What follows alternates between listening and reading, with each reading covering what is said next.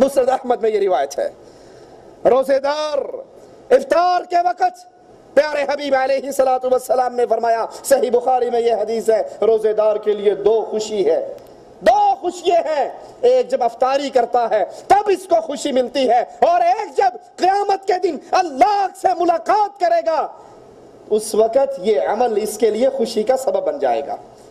کیسے خوشی کا سبب بنے گا؟ مالک عز و جل نے جنت میں ایک دروازہ باب الریان روزے داروں کے لیے خاص کیا ہے، جہاں سے صرف روزے دار گزریں گے، اور جب روزے دار اس دروازے سے جنت میں داخل ہو جائیں گے یہ دروازہ بند کر دیا جائے گا۔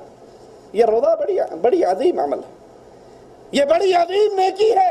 رسول اللہ صلی اللہ علیہ وسلم حضرت حفصہ سے جب ناراض ہوتے ہیں، آسمان سے جبرائیل اتر آتا ہے اور کہتا ہے، یا رسول اللہ صلی اللہ علیہ وسلم حفصہ سے رجوع کیجئے، یہ دنیا میں بھی آپ کی بیوی ہے، یہ جنت میں بھی آپ کی بیوی ہے۔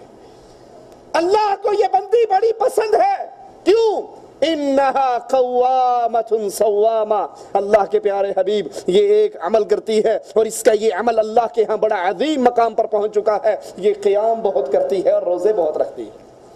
یہ قیام اور صیام اس کی یہ نیکی اللہ کے ہاں بڑا عظیم مقام رکھتی ہے، اس سے رجوع کیجئے، یہ دنیا میں بھی آپ کی بیوی ہے اور جنت میں بھی آپ کی بیوی ہے۔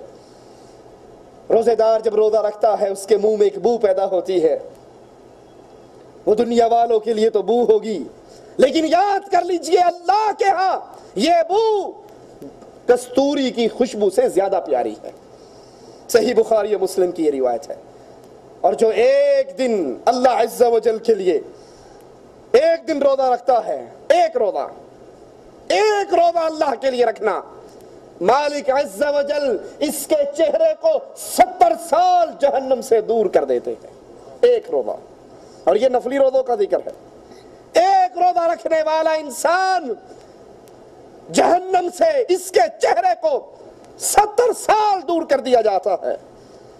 اور جو رمضان کے روزے رکھ لے اور رمضان کے روزوں کے بعد پھر 6 روزے شوال کے بھی رکھ لے، رسول اللہ صلی اللہ علیہ وسلم فرماتے ہیں جس نے رمضان کے روزے رکھے 30 روزے یا 29 روزے اور پھر 6 روزے شوال کے رکھ لے، کتنے ہو گئے؟ 35 یا 36؟ جو 36 روزے رکھ لیتا ہے اللہ اس کو پورے سال کے روزوں کا اجر عطا کر دیتا ہے۔ یہ اللہ کی رحمت ہے، یہ اپنے اہل ایمان بندوں پر اللہ کی عطا کا ایک منظر ہے۔